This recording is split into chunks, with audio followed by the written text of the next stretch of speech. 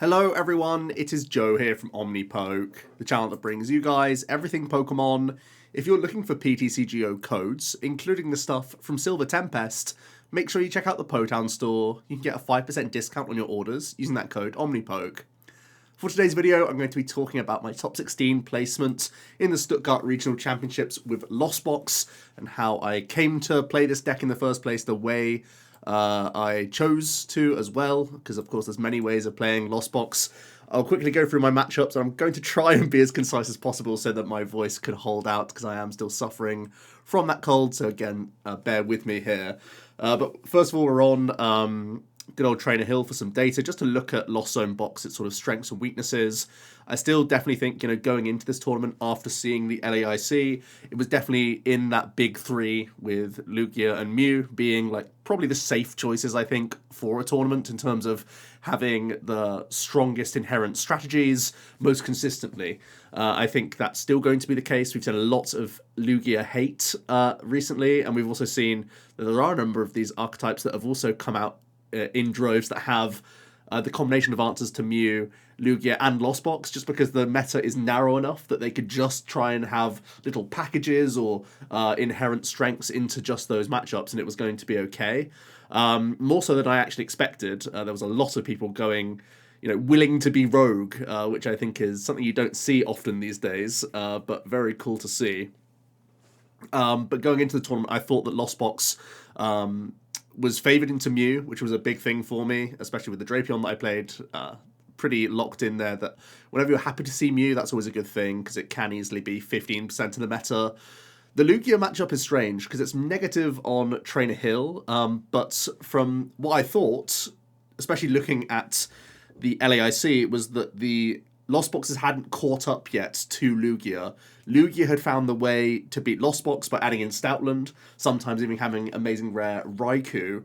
I expected a lot of people to cut their Raikous in Lugia, which I'm pretty sure happened almost universally, because they had to steal spaces from somewhere if they were going to have techs for these control matchups which popped up at the LAIC, or just consistency slots because they're trying to copy Tord's list, which is no bad thing at all going into the weekend. So I thought they set their stall out and said Stoutland wins them the game against Lost Box, which was really good for me as a Lost Box player to figure out how I could still win that matchup. And it was basically just accelerate the Snorlax and the Charizard by having twins, Raihans, belts, so that you deal with the Stoutland on the spot. If you're able to do that, it's quite easy for you to actually take the game in 5 attacks very often, because you will probably 2-shot through their first Lugia, probably 1-shot the Stoutland, and if they're trying to keep a 1-prize map, you can 1-shot their 1-prizes pretty easily by that point in the game, by just using your Charizard over and over again. They can create some weird maps at times. They can make it hard for you to play like Escape Rope, because they can feed you Luminion, and if you can't deal with the Luminion, they buy a turn back off you.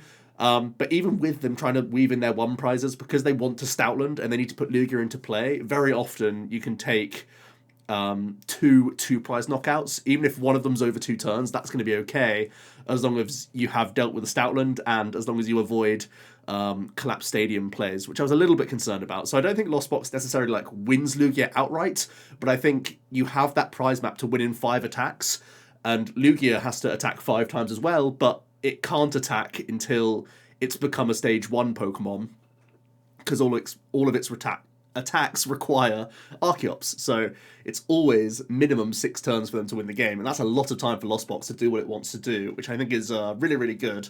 I didn't actually face many Lugias in the tournament.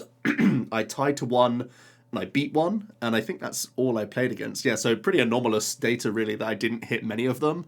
But my list felt pretty reasonable into it, especially with the Guru that I can use to bank stuff on top of the deck. So the data here gave me more encouragement, actually, because if this was like my perceived bad matchup, and it wasn't actually that bad because the list I'd constructed made it better into exactly Lugia, I felt pretty confident. Also, the list I constructed still had Zigzagoon, so something at least for the mirror match, and Snorlaxes. Not the best, but not the worst either in mirror. It's deceptive, because you always need to constantly hold back on switch cards, especially switch cart, so that you don't get your Snorlax trapped, because that's a way that they can steal turns off of you. But I know the Lost Box mirror well enough to, prioritize nets, have Zigzagoon available for aggressive plays if I need to, or use them defensively in the mid game to create weird board states where they can't take advantage of Sableye to jump ahead in prizes at any point. And of course, I played Manaphy, Double Clara, and Palpad if I came up against Mirage Gate builds of Lost Box. I also felt that my build of Lost Box was kind of like less greedy than many others out there. That were like heavy on the energy if it's like a Rayquaza build or a Kyogre build. Obviously the Kyogre build with Mirage Gate Greninja so easily accessible was always a bit of a worry, because then you have to have Clara on the spot. But usually, especially with Charizard and Snorlax, you had a way to deal with a Greninja at least in one hit quite happily. And I had the other stuff. So I felt fine in Mirror for the most part. So obviously, Mirror's kind of the biggest headache because you're two decks that are both kind of slow in your game plan. So I was a little bit worried about how many Lost Box I'd see. But I was hoping that this data would actually put people some people off Lost Box at the very least. I don't think it did necessarily. I believe not Lost Box was like the fourth most popular deck or the third most popular deck in Stuttgart. So just a small thing there. But yeah, I wasn't worried about Arcdura too much, to be honest with you. The Mewtwo control deck, I feel like this data is really skewed as well. I was aware of Mewtwo v Union as a possible archetype that people would go to after seeing Sander's deck doing so well and seeing essentially Yveltal being so good against Lugia. I felt like there would be some people playing Mewtwo v Union actually. So having Drapion and multiple energy obviously makes my matchup kind of comfortable there. They, of course, have Crushing Hammers, and timing those is really what the matchup comes down to, how well they flip on crucial turns when they're ready to Mewtwo. Like, they have to bring Mewtwo into play on a turn when Drapion's down to 2 attachments, essentially. Because I don't play Mirage Gate, they actually have a chance in the matchup. But if there are Mirage Gate Lost Boxes that play Drapion, they just have no hope. So I thought it was a risky play, but something to bear in mind. The Miltank Yveltal, like the deck that Sander played, did have a Wash Water Ice Cube package, but because that was like a known quantity, I didn't actually choose to tech for it, which is kind of one of the greediest things in the end. But I'll get to that when we see the list overall. And the other stuff I think is kind of on the fringes. I was more than happy to take on any Zoroark box that turned up. The Reggie's matchup has always been kind of fine, and I think, again, the Snorlax right-hand package actually helps quite a lot, because it means I'm not left doing nothing until I'm Sableying. It means that I can try and aggressively cram as much as I can, but also, like, from turn 2, if I've gone first, I can just manually attach to a Snorlax twice and I can be hitting and represent, actual knockouts quite quickly. So I actually had a lot of help in the Reggie matchup just by having energy that I could attach to a bigger guy that actually hits enough into Reggie's. So that's kind of nice. It meant that, I could go from the cram hit panic play was an option if I had to, but I could have just ignored that step, go for Snorlax attack into the Sableye attacks, into the Charizard attacks, and then by that point I'm rinse and repeating Clara anyway. So pretty decent time into the Reggies, I always thought. And Palkia, I actually thought it was one of the better decks going into this tournament. I was saying, based on the win rates here into the big three, it actually felt like it was due a comeback, and it's actually exactly what happened in the weekend, which is pretty interesting. So I was aware of the Palkia. Again, I'm surprised by this low percentage. But I actually lost to a Palkia, so I guess it's because the Palkia's attacked with Ice Cube Wash, and that was something that I did have a small oversight on overall. But yeah, I did really like Lost Box into the big three, I guess. If you're playing one of the big three, you have to accept Mirror is kind of 50-50-ish, but I felt strong into Mew, very strong into Mew, and I felt that my list was better than the data suggested for the Lugia matchup, which were obviously the two main priorities. But then I had other benefits of countering the counter deck that was Zorobox and being reasonable into the two controlling archetypes as well. The one that had just come out from Sander in the LAIC, as well as the Mewtwo v Union control deck. So that's why I was playing Lost Box. To be completely honest with you, I did order Lugias on the morning of LAIC before the tournament even began, because I thought I wanted to play the deck. But essentially, as soon as Monday came around and they didn't arrive on my door because we had Royal Mail striking in the week, I pretty much resigned myself to not playing Lugia, so I spent whatever testing time I could in the week to Lost Box instead. I even did a video of Lost Box, I think it was on that Monday, on the channel of what was 2 or 3 cards different from the overall list I ended up playing. So yeah, I was pretty resigned to the fact that I was locking into Lost Box.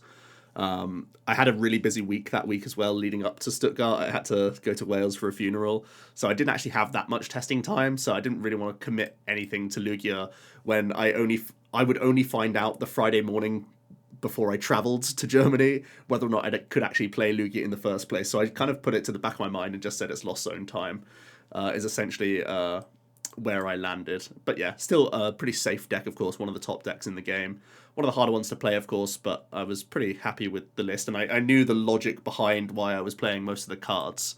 So let's get into the list. Like I said, not too different from the Channel 60. The Channel 60 played 3 Pokestops, no Basin, and it played Echoing Horn. So Echoing Horn was a card that can come up in the Lugia matchup here and there to keep you on a 2-prize map. Which is kind of nice, but you very rarely find opportunities to use your Gust anyway in the matchup because you're often having to use Zard earlier, which means you're using Clara later to reuse your Charizard. So I felt the Horn wasn't as good as I would have liked against Lugia. So decided to end up dropping it. The Horn could have been very good into the Mirror as well, to just force more 70 hit point things into play when the opponent's trying to be cautious with their nets.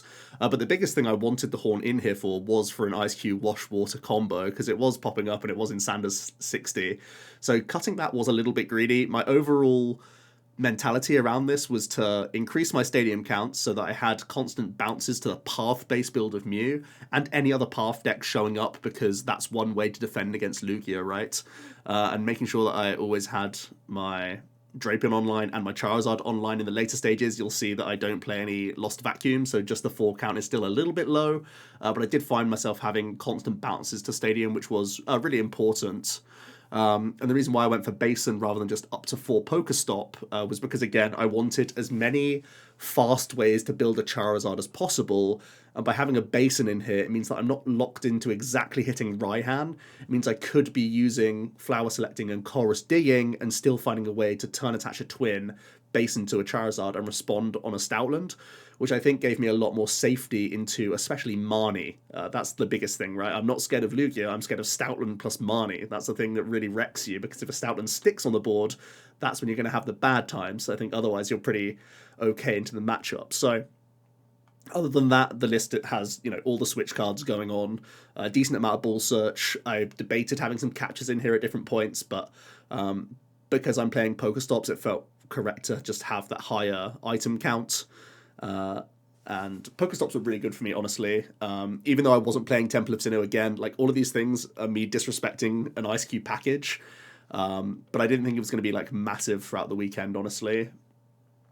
Even though it had just done well, I thought because it had done well, there'd be more people, like, teching for me, if that makes sense.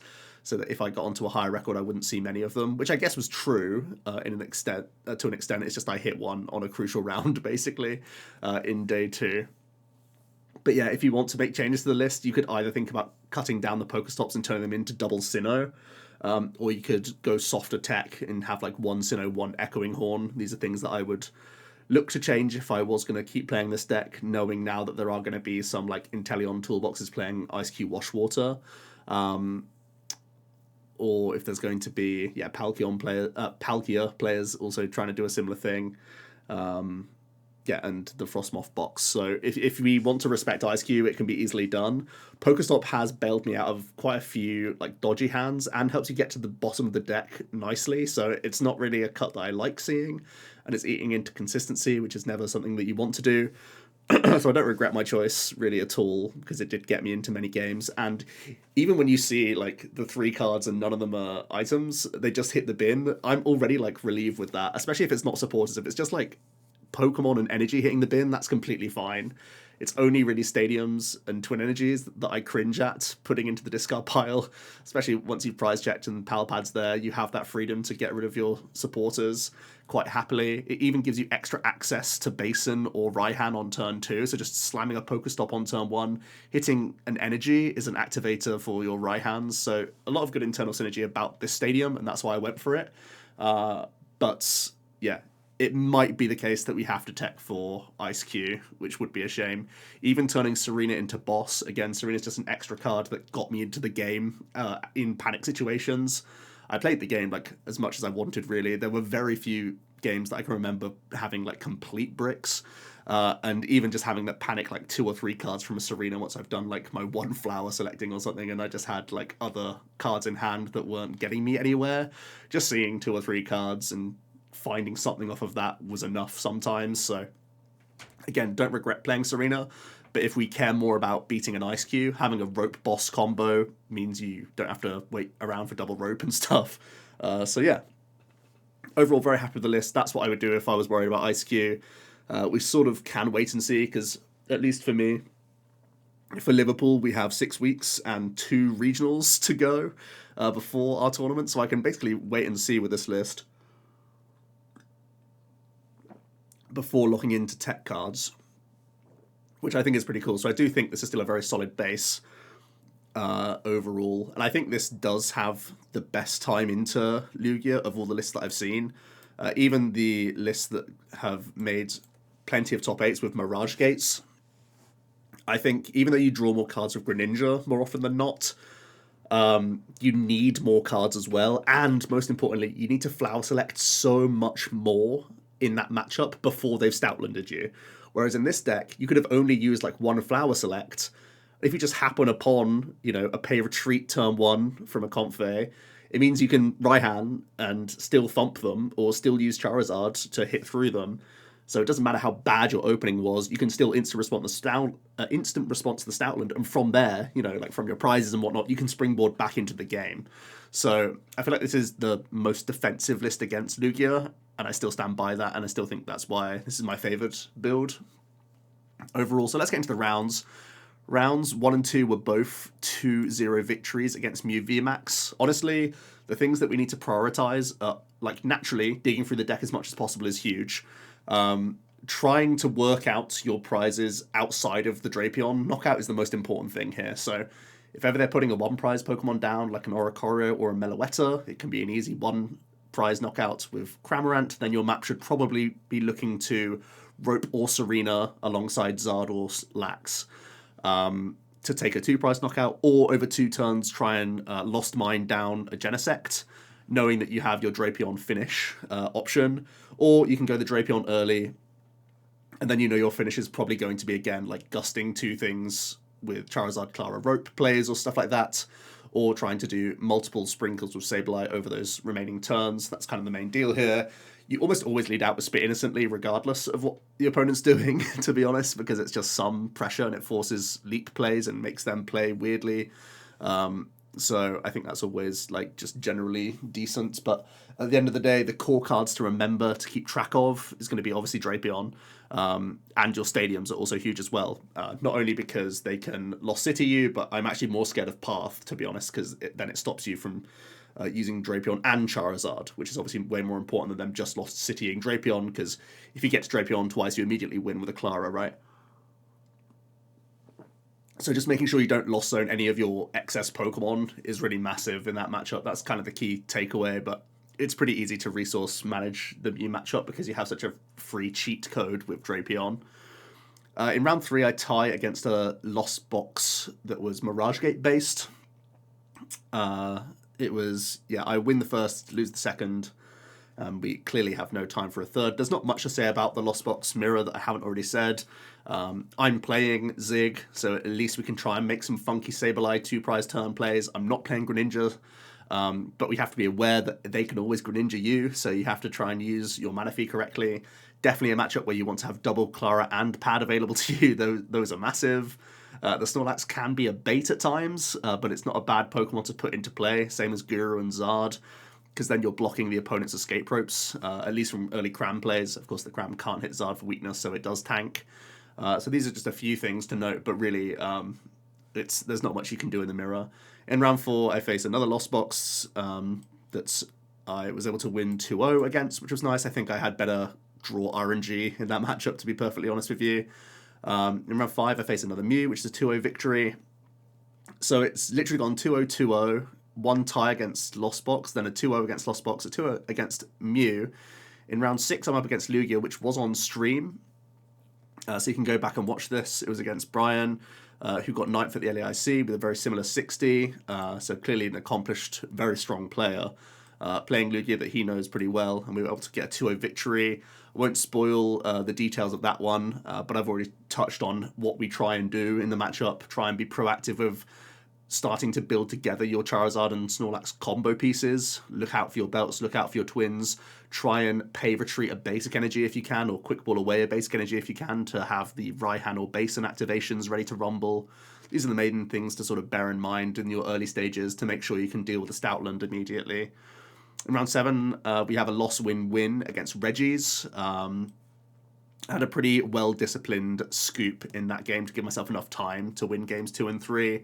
Which I was very happy about. In round 8, I come up against Alessandro playing Mewtwo v Union. This one is a 1-0 victory, and it's in the most scuffed way. So this should be usually a pretty favourable matchup for us, right? Because I play Drapion.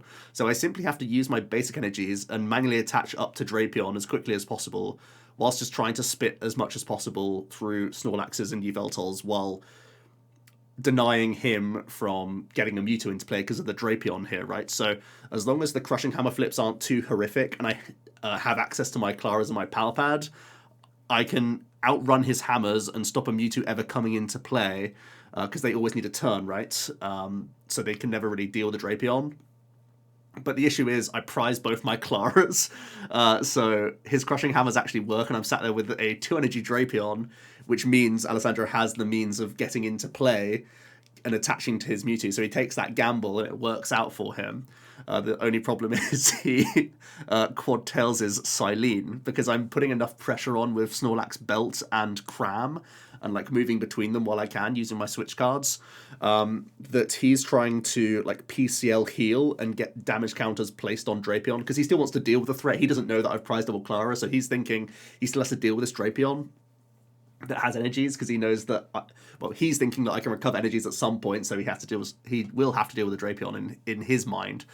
So he's trying to stay out of knockout range from Cram into Snorlax with belts. That's kind of what he's trying to do. So he is using PCL and whatnot, and in doing this process and like speeding up his Yelchir, Palpad, Silene combo, he puts himself to 4 flips from losing. So he gives himself 2 Silenes to not deck, and he quad tailses the Silenes, which is kind of bad, but also like he could have played more patiently with them. It's really weird, because I know why he doesn't play patiently with them, because he sees a Drapion with 2 energy and thinks he's going to lose immediately if he doesn't play aggressively. So I think he takes his hedge correctly. It just goes wrong for him, and it's kind of goofy that I prized 2 Clara anyway. So as lucky as the quad tails was, or as unlucky as it was for him, it was as unlucky that I prized double Clara. Actually, it's not the same odds, obviously, but it's still unlucky, right? So we take that win. But I do honestly think like it was a bizarre match, and it really shouldn't have come down to that. And it obviously left him with a sour taste in the mouth, because you see those coin flips go against you, and it's just really rough. But I also had terrible RNG in that game. I should have just blown him away with Drapion, to be honest with you. Then in round 9, I'm up against Logan, playing Lugia. He was 8-0 at the time, so we blocked the 9-0 sweep from him by getting a tie. It went win-loss tie. The win, he didn't really get set up. The loss, I didn't really get set up. It wasn't really particularly great games on either side. He didn't even run away with the game with Stoutland, because he had to have some awkward discards of Powerful Colourless. It was just I wasn't able to keep up with like his generic attackers even, because I just wasn't hitting my like Raihan pieces early. And the Raihan pieces are honestly so important to get rolling. So yeah, it was win-loss tie in the end there. So I end day 1 on 7-0-2, unbeaten record, with my ties being the Mirror, which you can't really do much about, and Lugia, where honestly, like, it was one of the dodgier hands of the day after getting a win, which is a bit of a shame, but I knew that I had a more fortunate win in the first game against them anyway, because they didn't get too well set up. So on the balance, nothing really to complain about there. We start round 10 with a Mew, which is always a nice start to the day, because it is one of our more favoured matchups. This one was actually genuinely very close, because they were able to stick a Roxanne path on me. It was a really weird game where I wasn't able to take my like early prizes too much at all against them, because they were able to leap like 3 times in a row against me, away any like random spit innocently damage and whatnot. So it was a really wacky game, and it felt like I was pretty behind in it. And I had Drapion Prize as well, so I had to wait around to Hisuian Heavy Ball as well for the longest time, which was just buried in the deck. And I was never able to Raihan the Hisuian Heavy combo because I never had it alongside Stadium in hand. So their paths are really doing a lot for me. But in the end, I was able to. I think on the last turn where I was able to Raihan for Stadium, which was the biggest thing. It let me pay retreat Comfey and do the thing. So yeah, it was just a 1-0 victory there against the Mew. We didn't have time to conclude that game too. So that was completely fine. I just had to not put Drapion down and be a 1-prize deck in our second game. In round 11, so I do come up against Magnus with his Palkia Inteleon deck. And this isn't really a Palkia Inteleon because against me, he's trying to go lone Ice Cube. That's the game plan. And game 1, he leads Articuno. So I actually start the game. So I do my flower selectings and whatnot. I believe this is how it goes. Yeah, I do my flower selectings. He gets double Sobble down and Ice Cube attach Wash Water naturally from hand and leaves this Articuno active. So turn 2, I spit Innocently to take a KO. And literally he's able to go Candy Inteleon for Raihan net. Then he's able to net up 2 Mons, Raihan, turn attach to an Ice Cube, so he gets to block face. And even in this, he's able to use Ordinary Rod, and put back an Articuno. So he even play around the Echoing Horn, which I don't even play. So he literally checkmates me immediately. Now, I genuinely sat there and thought that I was going to try and act out that I had an answer in the deck. I was going to try and play a few more turns against him. I had to genuinely think, was it correct for me to waste time and try and take a tie here?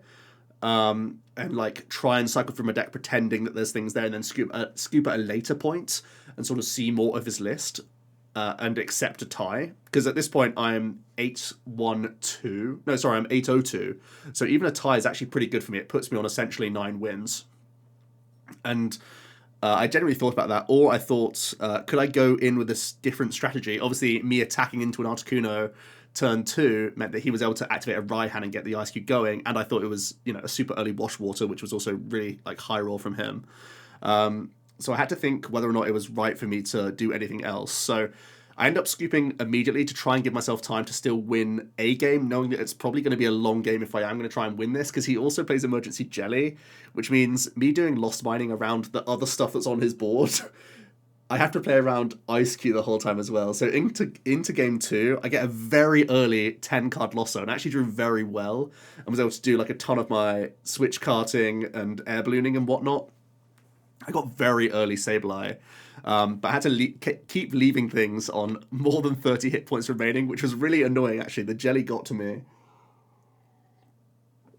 Which meant for me to actually take a knockout on this stupid Ice Cube, that I had to not knock anything out, because it gave him Raihan access to get the quicker Ice Cube going, to just initiate the block phase. So I had to make him manually attach to this thing more. I had to make him try and find Wash Water manually as well, without the help of Raihan. And I wanted to stay out of Jelly, so I was trying to do all of these things, which was really wacky.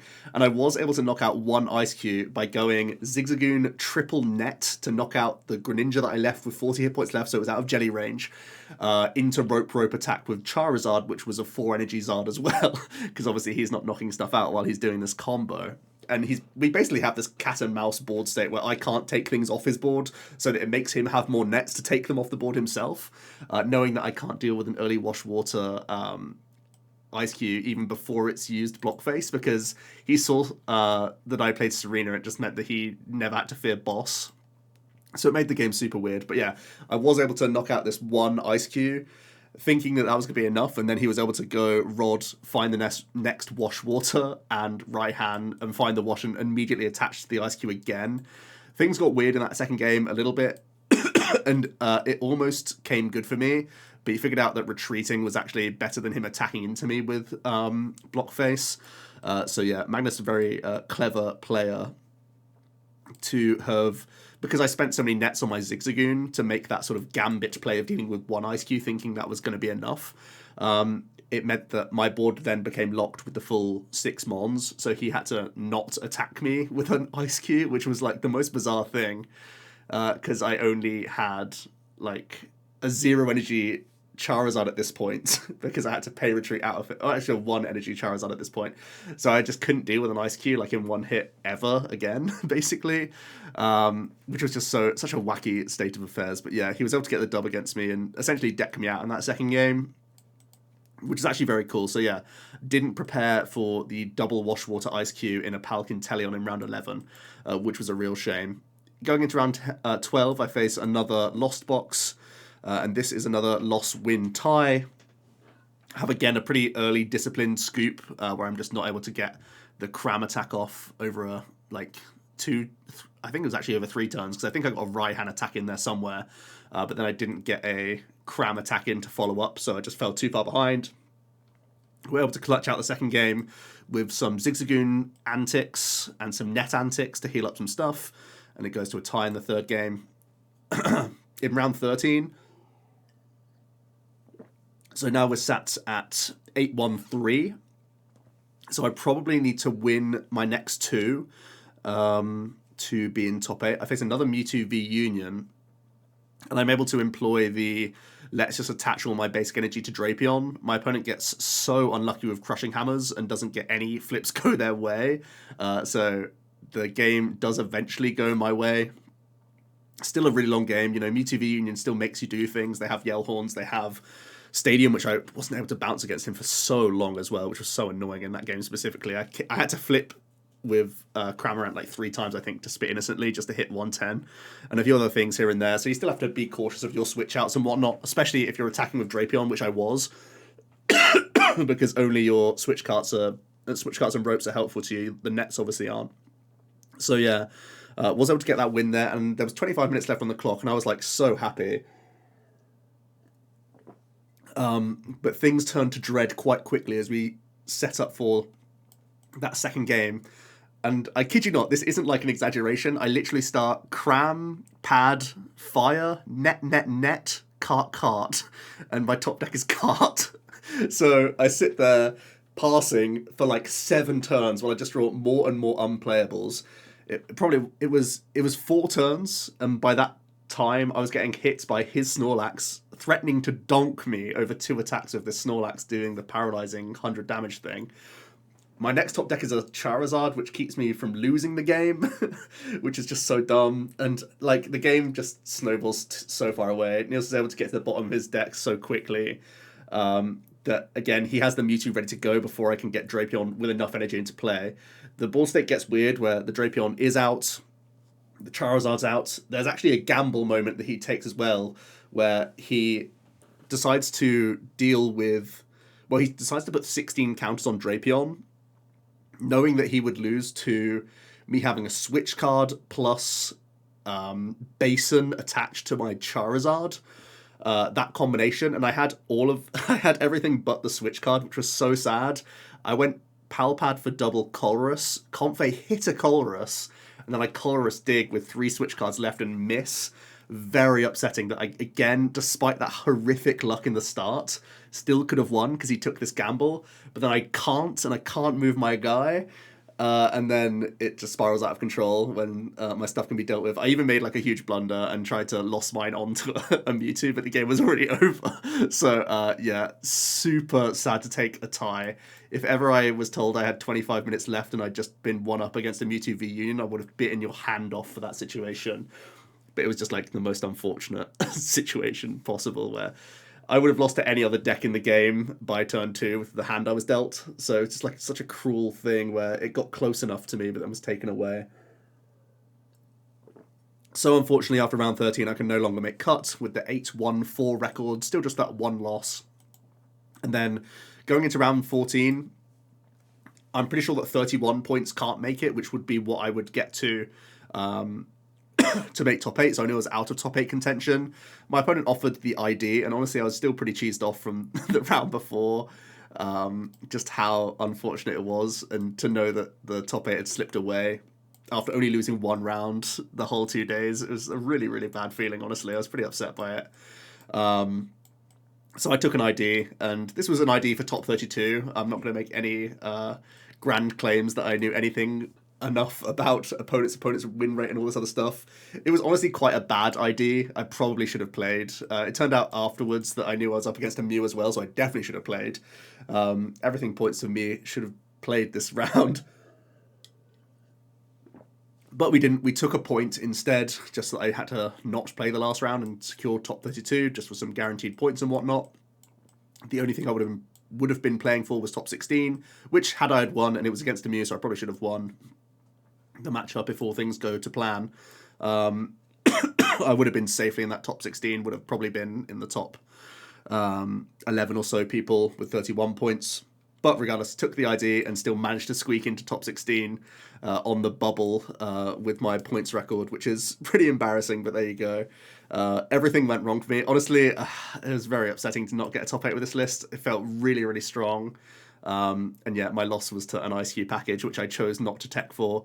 Even in the video in the week, I had Echoing Horn in at the very least, and this time I didn't. Regardless, I don't think I would have had the fuel against Magnus specifically to have got through him anyway. But it was still a pretty sad way to go. But yeah, that's my discussion into Lost Box. Hope you enjoyed the little chat about it. I still think the deck is really good. I'm really happy with where I got to with the list. Like I said, the stadium thing you can play around with if you really want to. Oh, by the way, just a small thing on why I played this energy split. It's all because you want to Charizard as early as possible against Lugia, right? So that's why I play this energy split. It is actually annoying. I'd really like a third Psychic as well, to be honest. There's a lot of things I would like, but there's not too much I would change in terms of the composition of the deck. It's just what stadiums you choose to play if you want to respect Ice Cube Wash Water. I think that would be my only debate.